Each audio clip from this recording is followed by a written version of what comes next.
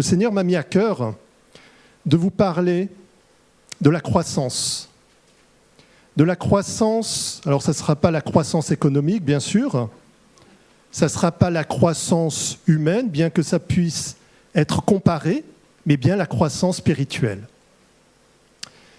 Vous savez tous, on distingue généralement 3 grandes étapes dans la vie humaine. Il y a l'enfance et la jeunesse, l'âge adulte et la vieillesse. L'enfance et la jeunesse, c'est un temps de développement et d'apprentissage où on se construit en tant que personne. On dépend généralement de nos parents, de notre famille pour vivre. Après vient l'âge adulte, le temps de la responsabilité où normalement on a gagné une stabilité financière, on a des ressources physiques pour faire des activités et beaucoup aussi prennent ce temps pour fonder une famille. Mais on est peut-être pris par le temps justement et on se dit qu'au moment de la retraite, on aura le temps pour faire des activités. Puis vient la retraite. On dit la vieillesse, mais c'est plus trop politiquement correct. On a du temps disponible car on est en retraite et on a normalement des ressources et des économies. Mais le corps connaît alors généralement un déclin physique et il nous manque alors de l'énergie. Donc quand on est enfant et jeune, on aimerait tout de suite grandir plus vite pour gagner en indépendance. Quand on est adulte, on aimerait pouvoir avoir du temps. Et quand on est plus âgé, aîné, on se dit « Ah, mais si j'avais l'énergie pour faire ce que je pourrais faire ». C'est ce proverbe célèbre qui dit « Jeunesse si vous saviez, vieillesse si vous pouviez ». Eh bien, frères et sœurs, en tant que chrétiens, c'est sensiblement la même chose avec une différence notable.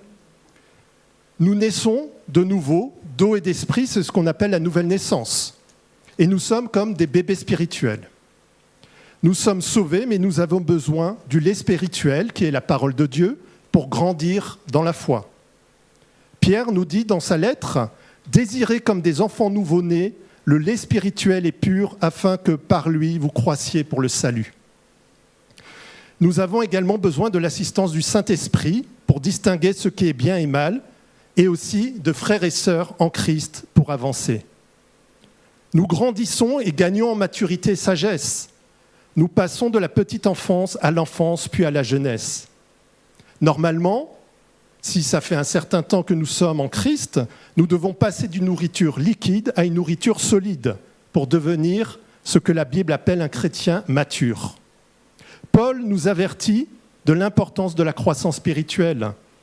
Dans son épître aux Corinthiens, il dit « Je vous ai donné du lait, non de la nourriture solide, car vous ne pouviez la supporter. » Donc là, il s'adressait aux chrétiens de Corinthe, qui, malgré le fait qu'ils étaient chrétiens depuis un certain temps, avaient toujours besoin du lait spirituel, c'est-à-dire d'un apprentissage, on peut dire, basique de la foi.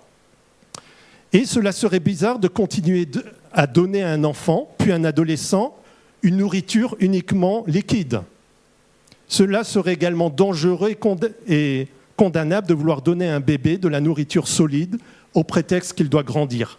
À chaque étape de la vie humaine et de la vie chrétienne doit correspondre la bonne alimentation spirituelle. Remarquez qu'il n'est pas question dans la parole de vieillesse spirituelle, car nous sommes toujours en apprentissage, nous sommes à l'école de la vie avec notre Seigneur et nous sommes rendus immortels par sa résurrection.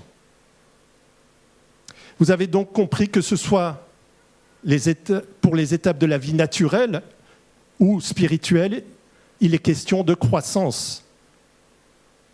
Où j'en suis avec le Seigneur de ma croissance spirituelle? C'est ce que le Seigneur m'a travaillé durant la préparation de ce message et que j'avais à cœur de vous transmettre. Ai-je toujours besoin de lait spirituel?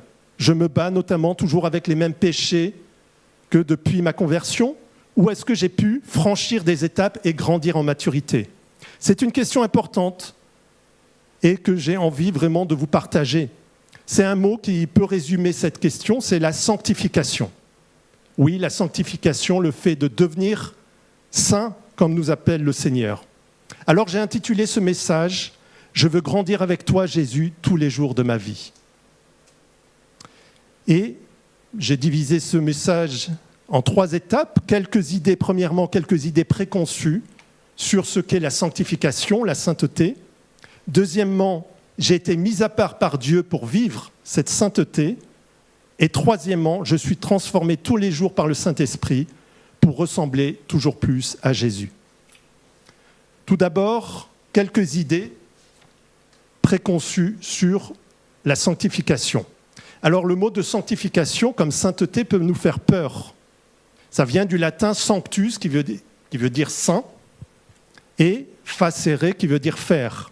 C'est l'action, la sanctification, c'est l'action de rendre saint, ou le processus par lequel une personne est rendue saint pour Dieu. On retrouve comme mot voisin, bien sûr, la sainteté, qui désigne la mise à part, la perfection absolue de Dieu, et l'appel pour l'homme à vivre cette union avec Dieu. Vous trouvez aussi dans certaines de vos Bibles, d'autres traductions, on peut parler de consécration. C'est une traduction et également un mot voisin. La consécration est le fait de décider, une décision d'un individu de se donner à Dieu. On peut consacrer sa vie au Seigneur ou on peut consacrer un temps particulier pour le louer. Première idée préconçue, la sainteté est réservée à quelques personnes très religieuses et particulièrement consacrées à Dieu. Autour de nous, dans notre calendrier, chaque jour est dédié, si vous le savez, à un saint catholique. Il est une personne reconnue par l'Église catholique qui est reconnue pour sa vie exemplaire, sa foi profonde et son amour des autres. Il est donné comme modèle après sa mort et même proposé comme intercesseur. Même les médias peuvent parler de personnes en disant « ce sont des saints hommes ou saintes femmes ». Des chefs religieux également ont droit également à ce titre d'honneur. Les personnes qui s'adressent au pape emploient le terme « votre sainteté », qui est son titre honorifique officiel. Le Dalai Lama, le chef des bouddhistes tibétains, est également appelé sa sainteté. Mais que nous dit la parole ? Qui est saint ? Dans ses lettres, Paul s'adresse à ses frères en les appelant saints. Nous voyons au tout début de la lettre aux Colossiens où Paul s'adresse aux saints et fidèles frères en Christ. Au tout début de sa lettre aux Philippiens, Paul écrit « Paul et Timothée, serviteurs de Jésus-Christ, à tous les saints en Jésus-Christ ». Également, dans le tout début de la lettre aux Éphésiens, il est écrit « Paul, apôtre de Jésus-Christ, par la volonté de Dieu, aux saints qui sont à Éphèse et aux fidèles en Jésus-Christ ». Jamais Paul ne s'appelle Saint Paul, mais il dit que tout chrétien est appelé saint. Ce sont des chrétiens comme vous et moi. Si Paul était vivant aujourd'hui, il est sûr qu'il nous appellerait sûrement de ce terme de saint. Saint signifie être consacré, mis à part, car nous faisons partie du peuple de Dieu, nous avons été adoptés par Dieu. Deuxième idée préconçue, être saint ne signifie pas être parfait. Dans le Lévitique, au chapitre 19 et au verset 2, nous pouvons lire, il est mis « Soyez saints, car je suis saint, moi l'Éternel, votre Dieu. » C'est un commandement de Dieu au peuple hébreu et à nous aussi. D'ailleurs, c'est repris dans sa lettre par Pierre. C'est un commandement de Dieu, car en tant que notre Père céleste, il veut que nous lui ressemblions le plus possible. Le Seigneur est saint par nature, et c'est un appel à son peuple, à toi, à moi, pour lui ressembler. La sainteté de Dieu, et c'est important à le comprendre, n'est pas un appel à une perfection humaine, parce que ça serait impossible. Soyez donc parfaits dans Matthieu au chapitre 5 et au verset 48, nous lisons « Soyez donc parfaits comme votre Père céleste est parfait ». Là, c'est Jésus qui parle et qui s'adresse lors de son sermon sur la montagne. Alors vous allez me dire, oui, là Jésus nous appelle à être parfaits. Mais cette perfection dont nous appelle Jésus, ce n'est pas une perfection humaine, impossible à avoir. Il n'est pas question d'une vie sans faute, mais d'un appel à ressembler encore plus au Père en aimant son prochain comme soi-même. Et dans ce passage, Jésus parle justement, il dit, voilà, le Seigneur fait pleuvoir sur les bons et les mauvais.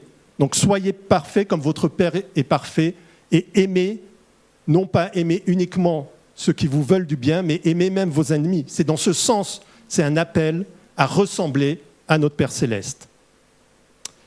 Troisième idée préconçue, alors je suis peut-être saint, c'est la parole qui le dit, mais si je suis saint, je suis un saint bien pécheur. Alors dans ce cas-là, bienvenue au club. Ah, oui, hein.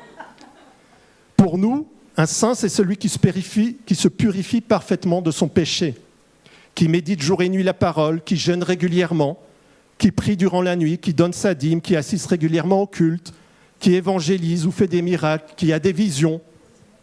Bref, un super chrétien. Pour Dieu, c'est lui qui nous sanctifie et nous appelle saints. Nous n'avons rien à rajouter ni à gagner par nos mérites. Un saint n'est pas celui qui tombe jamais, frères et sœurs, mais celui qui tombe et qui sait qu'il n'y a aucune condamnation en Dieu, car c'est lui qui te relèvera. Un saint est celui qui a suffisamment d'humilité pour demander pardon au Seigneur, frères et sœurs, et se rappelle que Jésus-Christ, par son sacrifice à la croix, a tout pris sur lui, la condamnation du péché. Il recherche ton cœur, il recherche une relation vraie avec toi. Alors, après avoir vu ces idées préconçues, nous pouvons voir en deuxième partie que j'ai été mis à part par Dieu pour vivre sa sainteté. En effet, le thème de la sainteté parcourt toute l'Écriture. Les hommes ne peuvent vivre une communion avec le Dieu très saint, sinon s'ils ne sont pas saints eux-mêmes. Ils doivent être donc rendus saints pour vivre en harmonie avec le Dieu saint.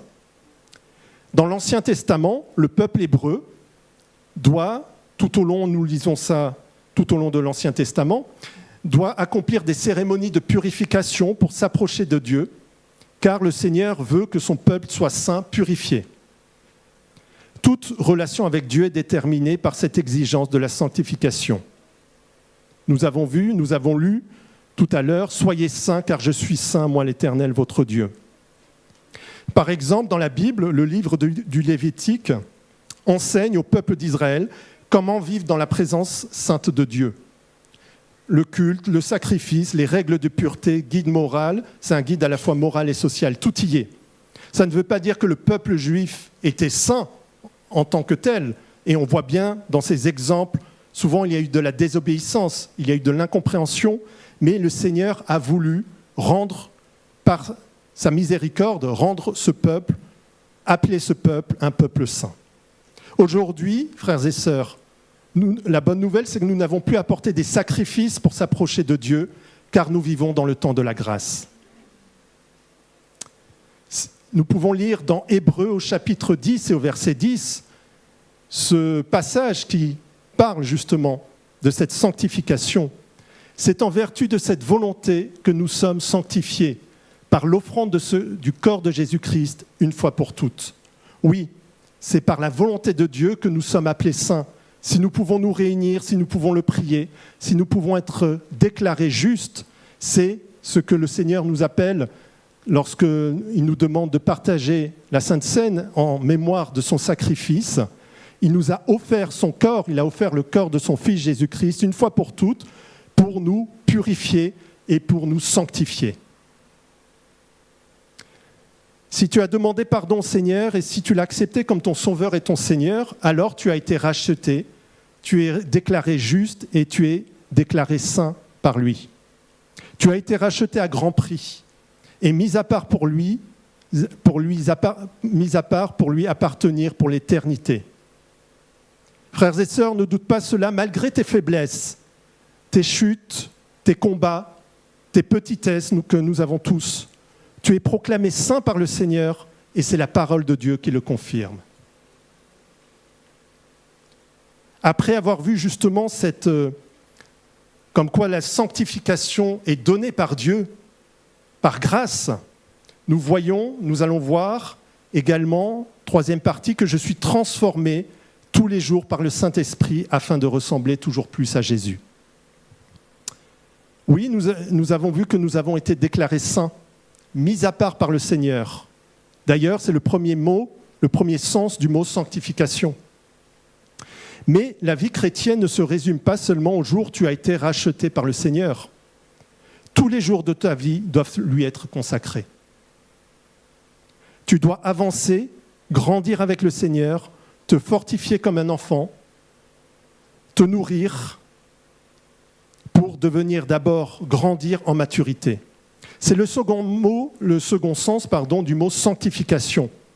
La sanctification, ce n'est pas uniquement un état, c'est un état, mais c'est également un processus qui va durer tout au long de ta vie humaine. Pierre, dans sa lettre, nous dit « Mais puisque celui qui vous a appelé est saint, le Seigneur, vous aussi soyez saints dans toute votre conduite. » Veux-tu répondre à l'appel de ton Seigneur ce matin pour vivre une vie conforme à ce qu'il désire pour toi ? Peut-être te demandes-tu comment faire, comment ?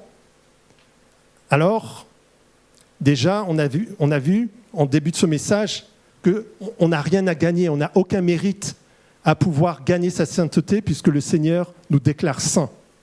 Mais nous avons notre part à faire, nous avons à répondre à cette grande bénédiction que nous fait le Seigneur. Premièrement, nous avons à cultive ton intimité avec le Seigneur Jésus. Dans cet appel que le Seigneur nous donne et que nous connaissons en Matthieu 6, quand tu pries, entre dans ta chambre, ferme ta porte et prie ton Père qui est là dans le lieu secret. Oui, le Seigneur veut, le premier lieu, c'est ta chambre, le premier lieu d'intimité avec le Seigneur, c'est ta chambre où tu peux te mettre à genoux et le prier et dire tout ce que tu as dans le cœur. Parle-lui comme tu parles à un ami. Il t'a donné son Saint-Esprit, afin qu'il puisse être avec toi tout le temps. Apprends-le à le connaître jour après jour par sa parole, parce que sa parole, c'est le Seigneur. Et apprends-le à lui ressembler par son exemple de vie, ses réactions, comment il a réagi. Plus tu le connais, plus tu auras confiance en lui.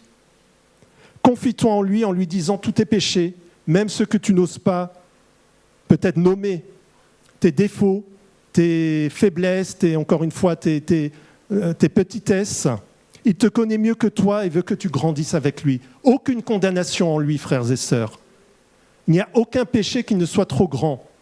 Aucun péché, même s'il est récurrent, en te disant « Oh là là, mais le Seigneur, il va en avoir marre de... » Non, il n'en aura jamais marre avec toi. Il veut simplement ton cœur, il veut simplement, par acte d'humilité et acte de confiance, que tu lui déposes tout. Remercie-le en tout temps. Il te donne accès au Père Céleste en son nom. Il t'a donné la vie éternelle. Deuxième conseil, le Seigneur te permet de lutter contre les obstacles de la sanctification. Nous lisons dans Galates, au chapitre 2, au verset 20. Et là, c'est Paul qui parle. Donc Galates 2, au verset 20. « J'ai été crucifié avec Christ. Si je vis, ce n'est plus moi qui vis, c'est Christ qui vit en moi. Si je vis maintenant dans la chair, je vis dans la foi au Fils de Dieu qui m'a aimé et qui s'est livré lui-même pour moi. » Oui, notre chair, c'est-à-dire la nature humaine qui était pécheresse, et cette nature humaine qui ne peut pas s'approcher de Dieu, cette nature humaine qui est livrée à elle-même, livrée aux convoitises du monde, a été crucifiée avec Christ. Si j'ai donné ma vie au Seigneur, cette chair a été crucifiée à la croix. Et donc, Paul nous rappelle quelque chose où, pour être honnête, frères et sœurs, on a souvent du mal à le réaliser. Parce que nous avons toujours un corps fait de chair, et nous pouvons tomber plusieurs fois, et nous tombons plusieurs fois. Mais ne te laisse jamais de demander. Donc cette chair, même si le Seigneur, bien sûr, le plus important, c'est que le Seigneur a crucifié notre chair avec lui. Mais nous avons notre part à faire. Et tout ce qui ne honore pas, tout ce qui est du côté de la chair, du côté du péché, nous devons vouloir s'en séparer et nous demandons au Seigneur de nous accompagner. C'est lui qui lutte pour nous. Et rappelons-lui que notre chair a été crucifiée avec lui à la croix. Ce n'est pas par mes efforts, ce n'est pas par ma force, parce que sinon je vais me fatiguer, je vais tomber, mais c'est lui, c'est le Seigneur qui combat pour moi dans cette lutte. Deuxième obstacle à cette vie de sanctification, le monde et l'attrait pour ce qu'il propose. En Philippiens 2 au verset 15, nous pouvons lire « Afin que vous soyez irréprochables et purs, des enfants de Dieu irréprochables au milieu d'une génération perverse et corrompue, parmi laquelle vous brillez comme des flambeaux dans le monde. » Ces paroles sont dures, mais c'est la parole de Dieu. Nous avons un appel en tant que chrétiens, frères et sœurs, d'être irréprochables et purs à la lumière de Dieu.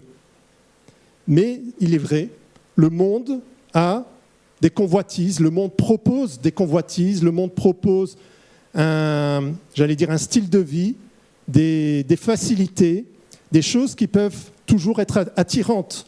Ne nous voilons pas la face.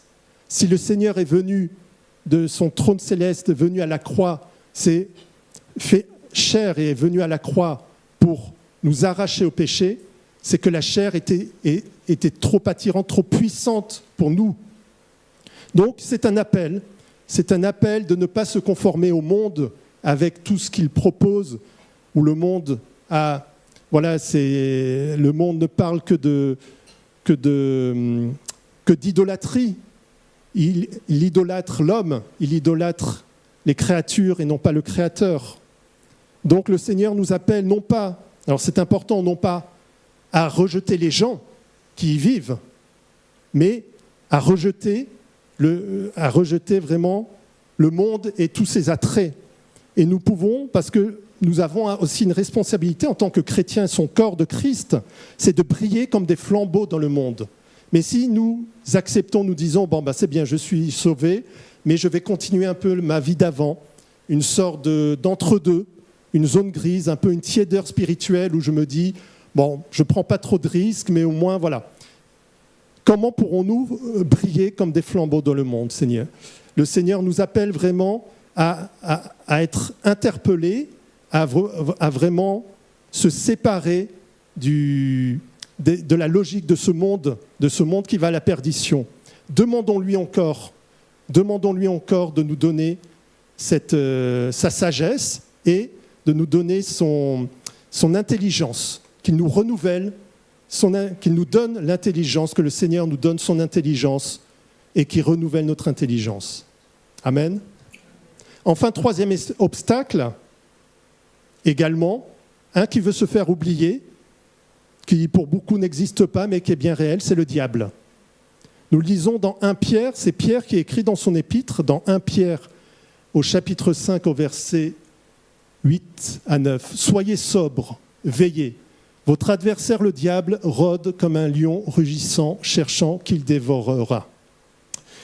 Résistez-lui avec une foi ferme, sachant que les mêmes souffrances sont imposées à vos frères dans le monde. » Oui, le diable cherche, il tourne autour du peuple, il est là et il cherche qui dévorer. Mes frères et sœurs, nous ne sommes pas seuls, le Seigneur est là, il nous fait camper, nous avons ses anges autour de nous et nous avons vraiment la fidélité de Dieu. Le Seigneur est le bon berger, il n'est pas un mercenaire qui, dès qu'il voit le loup arriver, va quitter et abandonner son troupeau. Il est le bon berger qui a donné sa vie pour son troupeau. Alors oui, résistons-lui, résistons au diable, sachons lui résister par la parole de Dieu, par la prière, et encore une fois, sachant que c'est le lot commun de tout chrétien d'avoir des tentations, de vivre certaines souffrances. Oui, la vie chrétienne est exigeante, mais c'est la parole réelle du Seigneur, la parole vraie du Seigneur qui dit « Résistez-lui avec une foi ferme, soyez ancrés dans ma parole et surtout, soyez ancrés, ayez les yeux fixés sur moi. » Le Seigneur, c'est le plus important. Ayez confiance, donnez tout, regardez vers moi et je vous protégerai et je vous bénirai, dit le Seigneur. Troisième conseil, il te donne la nourriture et les armes pour grandir avec lui. Alors nous connaissons les armes de Dieu. Peut-être si je vous demande quelles sont les armes de Dieu que nous lisons dans Éphésiens 6, pourrez me dire, il y a l'épée de l'esprit. Qu'est-ce qu'il y a d'autre ?